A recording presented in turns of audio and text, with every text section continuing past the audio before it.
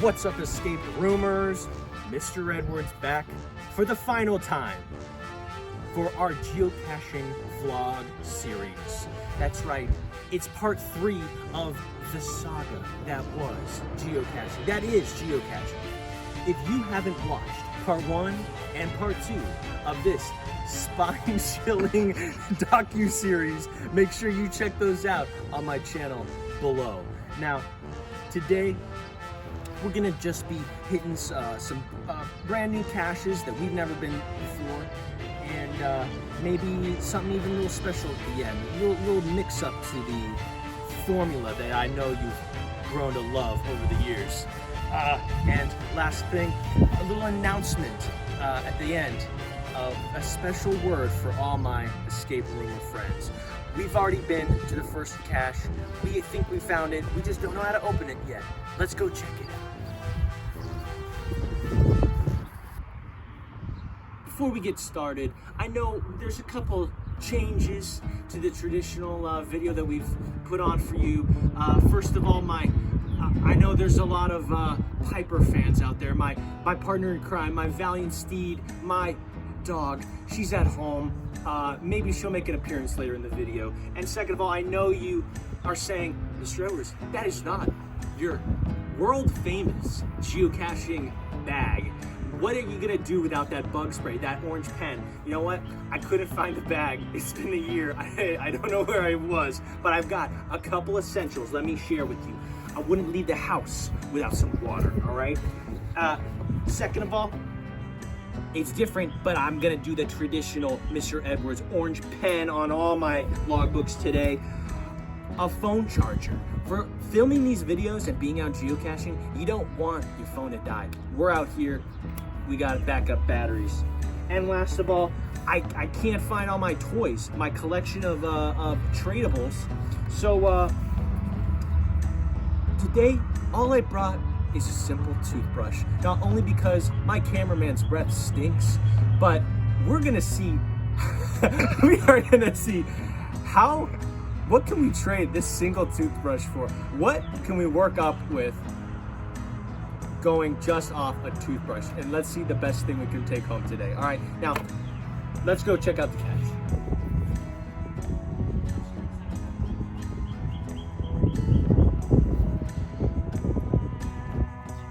We're at the location of our first cache in beautiful Washington Township, Michigan. We're about 15 minutes from the school, and our first cache has a theme, just like my escape rooms, but this one is Boy Scout themed. That's right, it's called A Scout is Reverent. Now, for you hardcore escape roomers out there, you might know that Mr. Edwards himself is an Eagle Scout, and this cache here was part of yet another Eagle Scout project. Now, the Scout Law, which all official Boy Scouts should remember, is a Scout is trustworthy, loyal, helpful, friendly, courteous, kind, obedient, cheerful, thrifty, brave, clean, and reverent. That's right, reverent is the 12th ethic of the Scout Law. Now, come take a look at this cache. Now, it was not hard to find at all. It is obvious that this is a geocache, but what we've got interesting is a lockbox. We've got a 4-digit lock on it. We've got our official geocaching sticker right there to let people know that not to mess with this thing. And the only other thing is we got some hinges. We've got this turning knob here, which is interesting, with the fleur-de-lis, which is a French symbol, but it's also adopted by the Boy Scouts. Now, I already figured it out, but it took us just a couple minutes. There's a slight notch etched in this fleur-de-lis, and if you set the slot to noon or 12, because a Scout is reverent is the 12th ethic of the Scout Law, this will actually pull out, revealing a trapdoor. 1910, a very important year in Boy Scouting of America. I'm gonna put that back in a second, but we're gonna input our code 1910. Oh, of course. And what is inside? Bats. Nope. Oh, we've got lots of tradables. That's great. We've got brochures for the Washington Historical Society, and as well as the Scouting Museum that's inside. And inside is a waterproof container with a bunch of collectibles. I could definitely trade up for sure. What is this? It seems to be Love and Legos. Remembering Austin. And it is one of those trackables that I've mentioned in class where you actually mark this as being on your person and try and get it as far away to another geocaching location as possible. I'm going to first mark up the logbook here.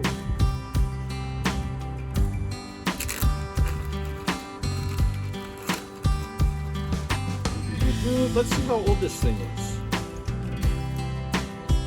First entry, at least in this logbook,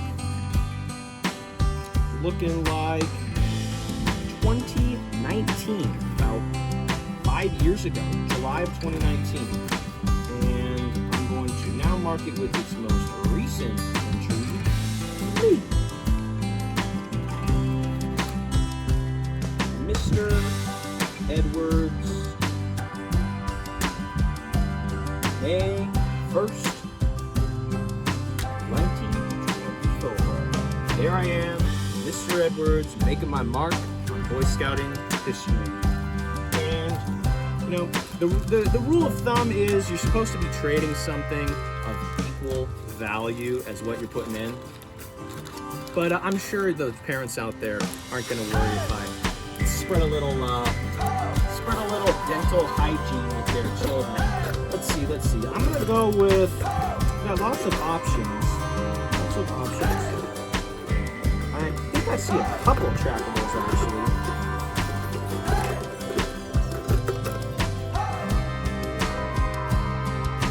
Little keychains and whatnot, little toys. I think I'll go with this little rubber ducky. I think that's a fair enough trade for the toothbrush, which is, I believe, in my pocket.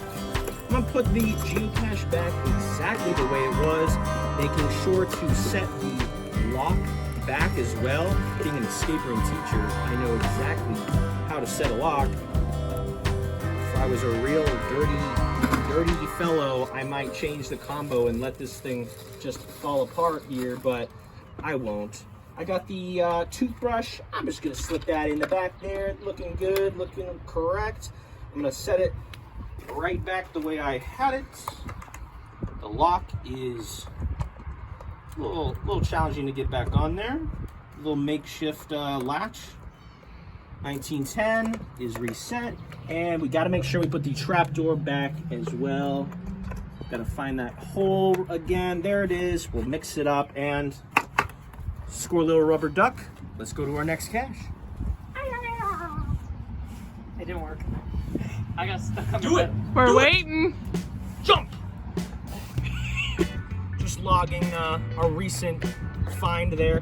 Just happened to be my 22nd official Be Found geocache on the geocaching app. Remember that you too can play along geocaching with your friends and family with the geocaching app. We're just gonna do a little scouting out, get it, scouting, of where we're gonna head to next, and we'll keep you posted. So we've selected our next cache. Here it is. It is called Tribute to Our Caching Golden. I believe it's in memory of their family dog. It is just about 4 minutes down the road. Not too hard, not too difficult. Gonna be probably a pretty easy find. It was last found about 2 months back. So we definitely know it's still in effect. I just wanted to show this one last thing here. Look at all the caches in the area, and if you zoom out, look what a group of them spell. Macomb County. That's probably all been placed by the same person. Ignore my disgusting fingernails. I've been digging holes for 2 weeks, but I'm feeling great tonight. We're out geocaching. It's a beautiful night. Let's go nab another cache.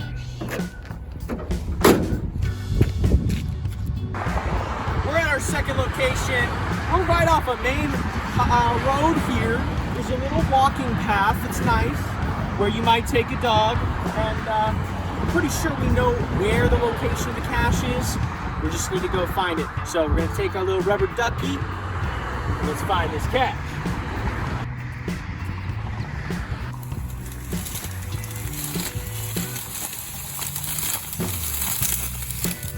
Not here. Let's keep looking.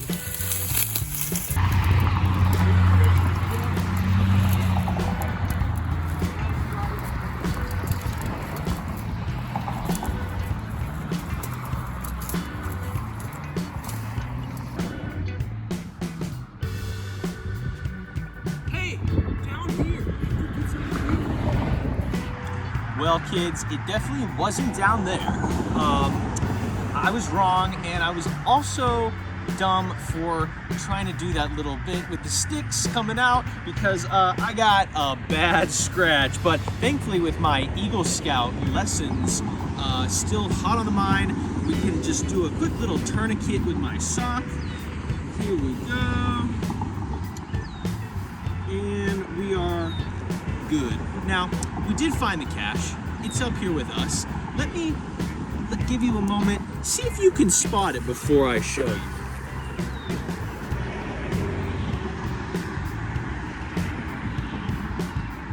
No? Can't see it? Well, come check this out. I was sitting on it the whole time. Come around here. It's inside of this hollowed out log. Isn't that cool? Inside, we just have a simple logbook and what appears to be some Chuck E. Cheese tokens and actually interesting, some old looking coins maybe. I think I might snag maybe just one. We'll go with one coin for the rubber duck. It seems like a fair swap.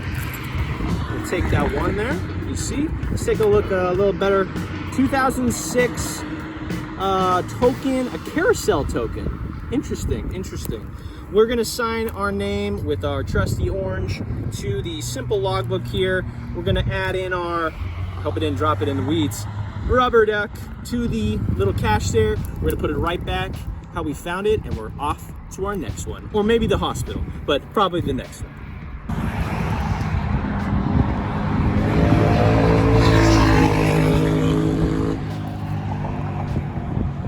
We are currently on track to finding our third cache of the night, 3 for 3, no DNFs yet so far.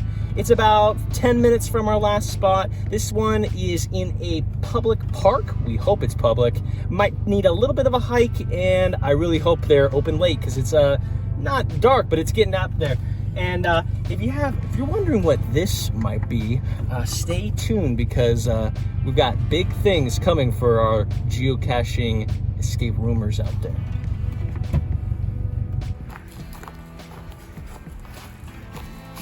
We're at the location of our third cache of the night.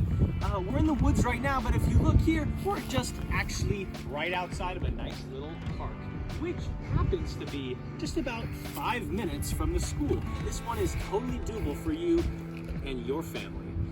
If you come see here, here we are, and the cache is just a little bit into the darkness of the woods. And here's the catch. The park actually closes in 22 minutes. So this one is gonna be a little bit of a race. Let's go.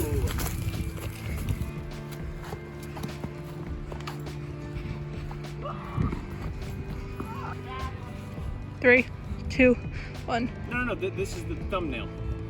Nice picture.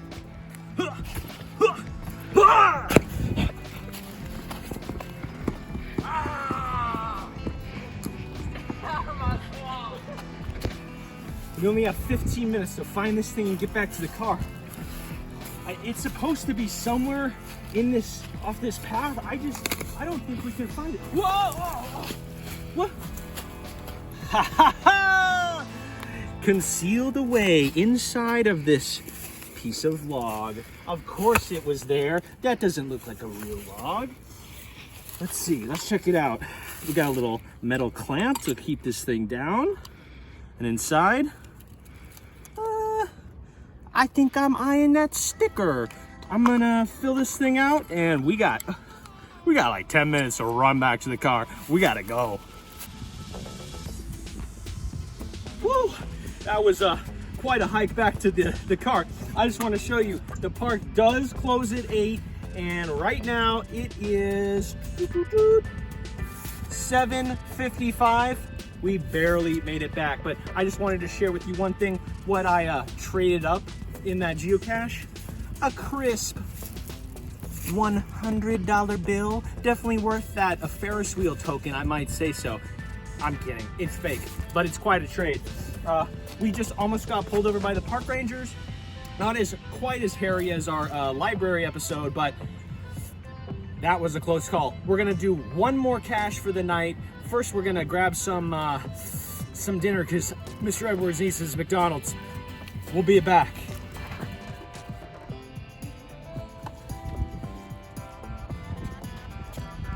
We're here in ancient Greece. Just kidding. We're at a police station. Or maybe a fire station, I don't know yet. Let's go find this last cache of the night. Well, guys, it seems that our luck just was too good tonight. That's right, we're 4 for 4. Here we have a little free library. You know, you put book in, take a book out, or just take books out. But it looks like what we'll be taking out is the geocache. That's right, we've got, I believe it's it's actually a cop's, they write tickets on this. Property of Rochester Police, so it is a cop. They did make a geocache. It's got rubber bands holding this thing down. Let's check it out. Ooh, we got cop pencils. Man, ooh, little pizza thing. Do you think that's worth $100? 100 fake dollars? I think it is. We're gonna be taking that, and we'll take a pencil or two maybe. Let's fill our name on this thing, and then we'll sign out for the night. You're going how fast? I'm gonna be writing you a citation for being awesome.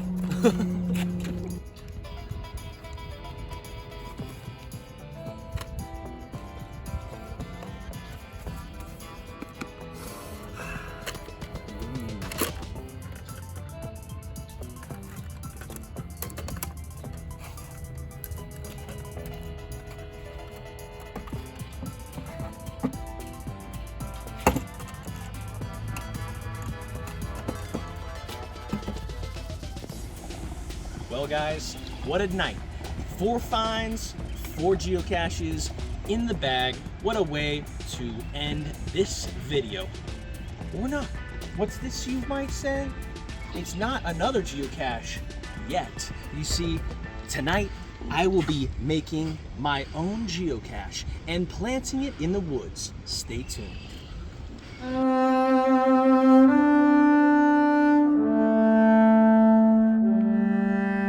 Welcome back, friends. It's the next day, and today is the day that we make our very first geocache. Welcome to Mr. Edwards' laboratory. That's right, I'm in my garage where all the best geocache and escape room ideas have been cooked up over the years.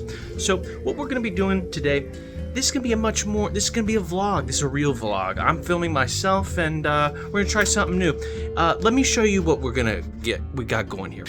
So I've got some supplies here. I've got our potential for our geocache here as well, and then I've got some items for later on for things that are gonna go inside of the geocache. So first, what we're gonna do is we're gonna make this thing functional as a lockable box, and then we're gonna get into the puzzle aspect that I'm gonna incorporate into it.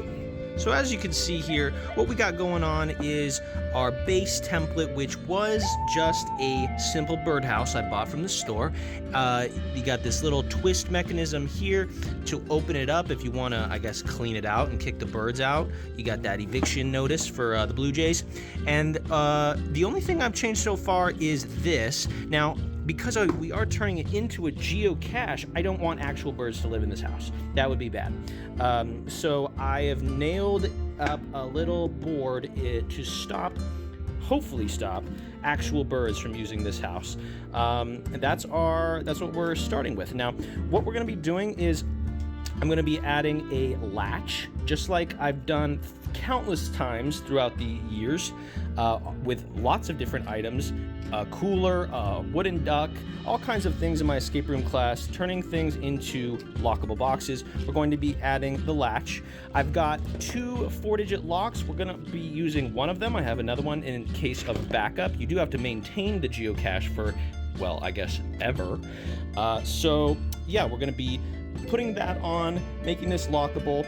I've thought about potentially some hinges here instead of this opening mechanism. I'm not wild about it because it is just 2 screws in the side, and I think over time that might wear out more than a latch or instead of hinges. But we're gonna get started, and yeah, let's get building.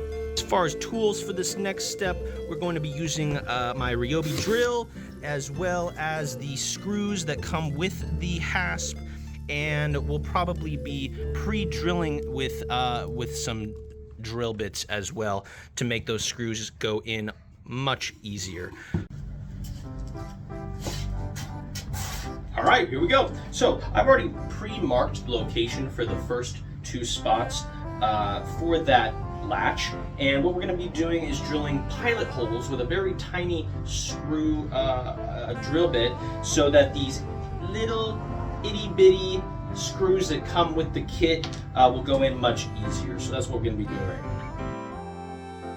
I'm going to be changing to a Phillips head bit, a very tiny one, and we're going to be driving in the first of 4 screws.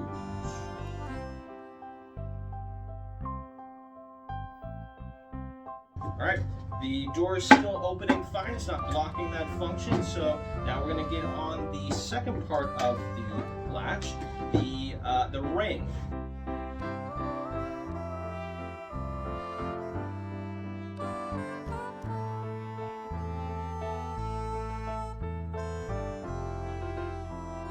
And there we have it. With that latch on, we have a fully lockable box. We've turned our geocache into a lockable puzzle. Now, those are always the best geocaches, aren't they? So, right now, the code for the lock is 0000, 4-digit lock. I haven't yet to decide what the actual combo is going to be yet, but for right now, we have a birdhouse with a lock on it. I'm probably going to get rid of this mechanism as well. It's just not needed anymore, and I think I am going to go with 2 hinges as well. I'm going to be using the same method with the pilot holes as we did for the latch for the tiny hinges. So that's going to be my next step. All right, we ran down to the store, picked up a couple of tiny hinges. We're going to be putting one about right there, the other one right about there. We're going to be taking off this part here. We're also going to be shifting this whole door slightly upwards to prevent the potential of little critters, bugs, animals, whatever's out there in the woods, to get through that gap right there. Just a little bit, more security for this geocache. Yeah, that's what we're going to be doing.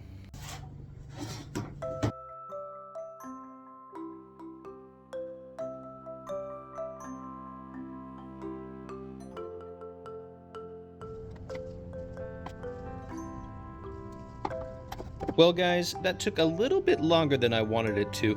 Ran into a couple issues, mostly being that when shifting the door upwards and making it open this way instead of this way, the spacing for the original latch that we put on didn't really line up anymore, as well as the door itself was a little tight when opening, so I sanded it down a bit. Now it is working perfectly.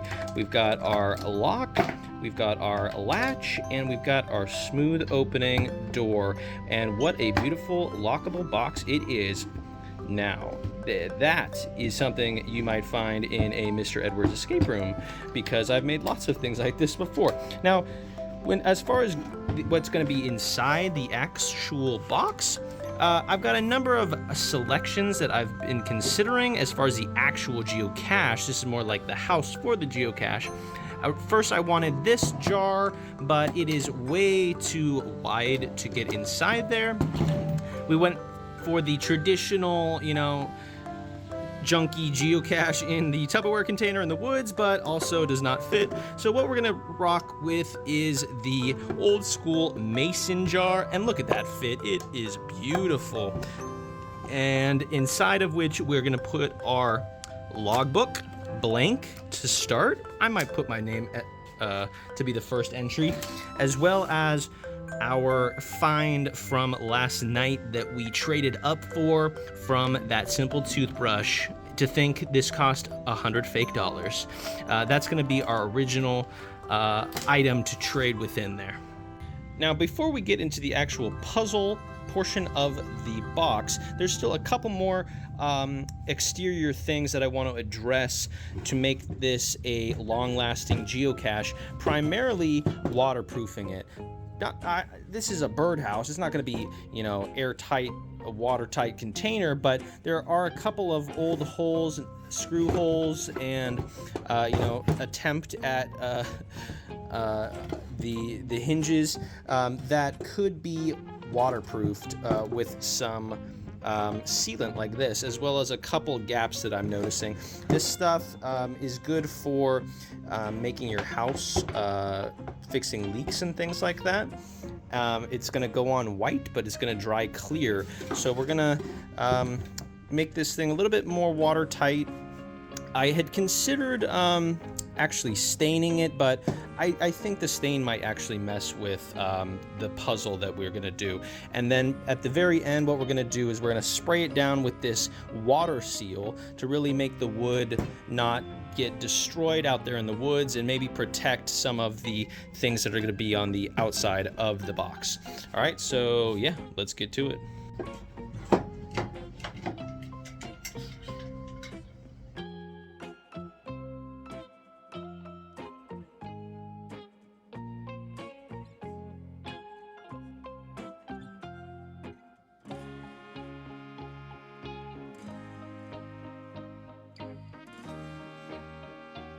All right, our cache is looking much better for the elements out there in nature. All those little holes have been filled, hoping that moisture doesn't get in there and destroy the wood. Now that that's drying, we can start addressing what is actually going to be the puzzle stopping people from getting into this cache. Now, if you remember or have played, or even way back some of you escape roomers helped make, the pirate treasure chest from a couple years ago, we're going to be using the similar puzzle on the exterior of that puzzle box as the puzzle for this. And if you don't remember or never played it, here's what it was. There was a series of symbols in multicolors on the outside of the box, and on the lock, we're going to write the color of the same symbols that they're supposed to be counting. So for this, what I've decided is we're going to do 9 circles in red, 7 triangles in blue, 8 squares in orange, 4 diamonds in teal, and then just a random number of question marks in the light green. And we're going to scatter them all around the outside of the box, on the top, on the bottom, just not on the back.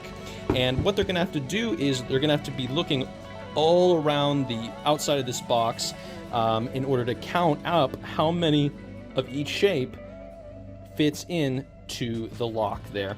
So it might sound very easy, but I've stumped quite a few students with this simple puzzle before with the Pirate's Treasure Chest that we made, the little escape room in a box. In the past, we did it with paint, but this time I'm going with the Sharpie, just because I'm not entirely sure, this cache is going to last. I don't want to put too much work into it in case, some teenagers might just come and knock it off the tree. So yeah, we're going to start decorating this guy.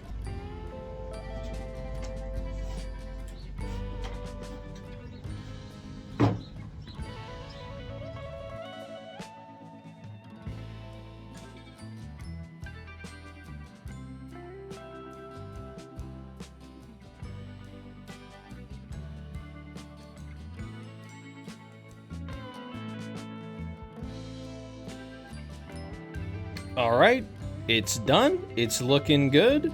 A couple of things to note. I swapped out the orange for a purple because on my test run, the orange and the red were just a little bit too close, so we swapped for the purple instead. To stump them, I put a few in difficult to spot places, such as that triangle that's going to actually be behind where the lock is going to lay. A few that overlap onto multiple sides, so it's harder to just count each side at once. Some that are like more confusing, I'd say. Yeah, it's gonna be, it's gonna take a couple minutes. It's not as simple as it, comes out to be on paper. So yes, our 4-digit code is going to be 9784.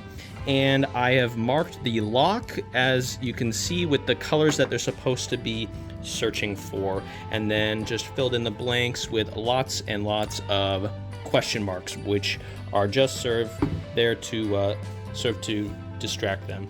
The next step is I'm going to be coating the box now in this waterproof sealant spray. Hopefully that's not going to destroy, the coloring. If it starts to bleed or something, that would really stink. I might do like a little congratulation message on this inside panel. And then what I really need to go make is like an official geocache tag sticker kind of thing that a lot of them also incorporate on the outside, just so anybody who finds it knows not to mess with it, that it is a geocache. But yeah, we are looking almost done, and we've got our cache to put on the inside, and yeah, we're gonna go find an awesome place to plant this guy. Well guys, one more update from Mr. Edwards Laboratory. Say goodbye. But not tonight, because unfortunately the clear glossy spray that I used to seal coat this thing against the weather took way too long to dry, and now it is pitch black outside, way too late to go wandering through the woods. So we are gonna have to wait till light. But for now, just a quick little update on some finishing touches I put on the cache. I added a official geocaching logo here so people will know what it is. I laminated that and glued on the front. On the inside, within our actual cache itself, I added a pencil in traditional Quo Vadis blue. And within the logbook itself, I added our first entry in traditional Mr. Edwards orange pen, placed by Mr. Edwards on this day. And lastly, I added a little "you found it" message on the inside of the door, like I said I was going to. So, oh, and one more thing. A little shameless plugging never hurt anybody. A link to my YouTube channel on the inside of the lid. Maybe you're watching right now because you scanned it.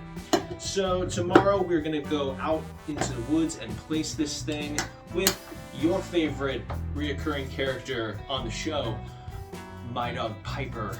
And I'm gonna be showing you how I'm going to actually be attaching this tree, because here's a little challenge for this whole thing. I wasn't allowed to use any nails or screws. And I'll get into that more in the morning. But for now, have a good night.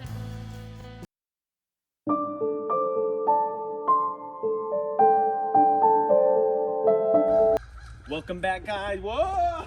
Welcome back, guys. It's the next day. It's a beautiful day out for planting our very first geocache ever.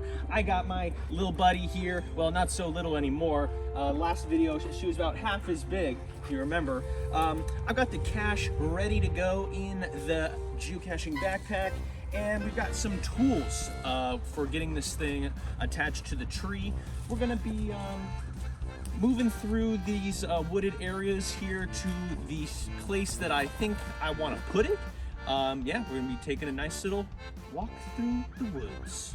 Let's go.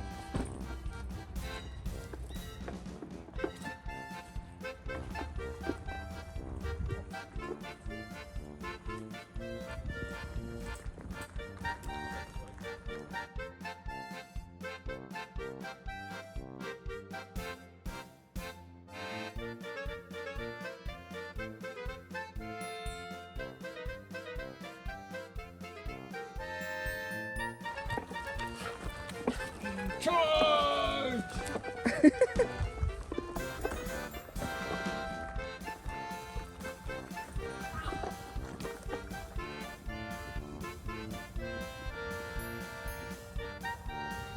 on trekking.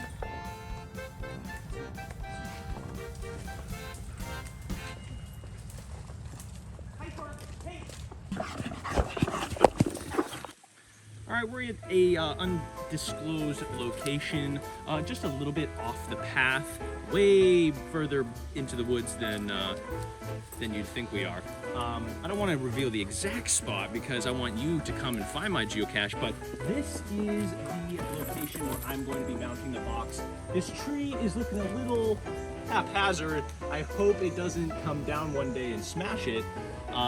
But it's a risk we're gonna take because I like this look of the spot, this little enclosure here.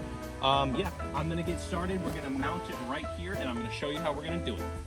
So when planting a geocache, there's a number of rules that you're supposed to follow. They can't be in certain areas. They can't be too close to another geocache. And you're not supposed to harm any plants or wildlife. So they have a rule against putting nails or screws into trees. So what we're going to be using instead is this metal cable. I'm going to be drilling 2 holes in the back of the box and stringing the cable through and then attaching it around the tree trunk so that we're not actually damaging the internals of the tree. So that's what we're going to do right now.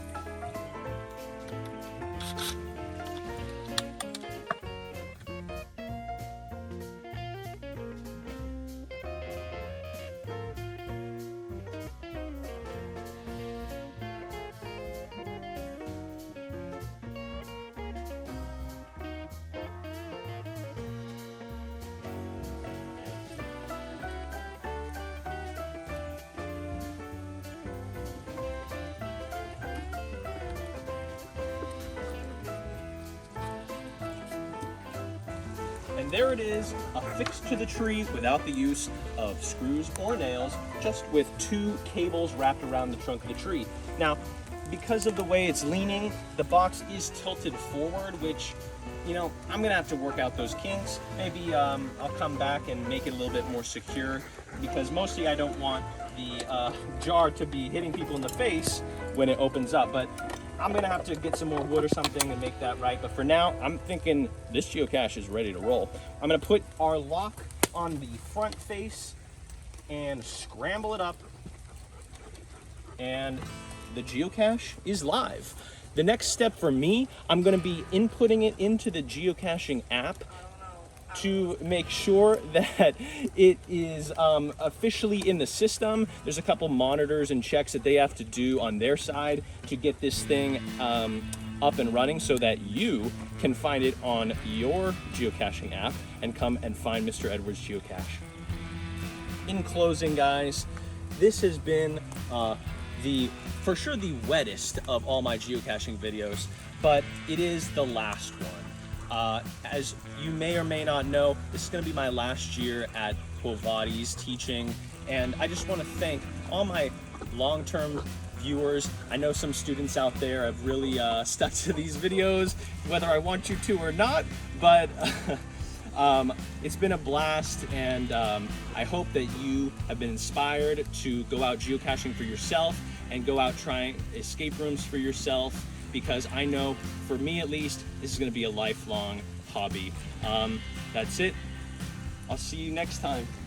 Maybe if we hit 50 million subs, 5,000 subs, I'll do it for 100. I'll make another one. All right, that's it. That's all I need. 100 subs. It sure is.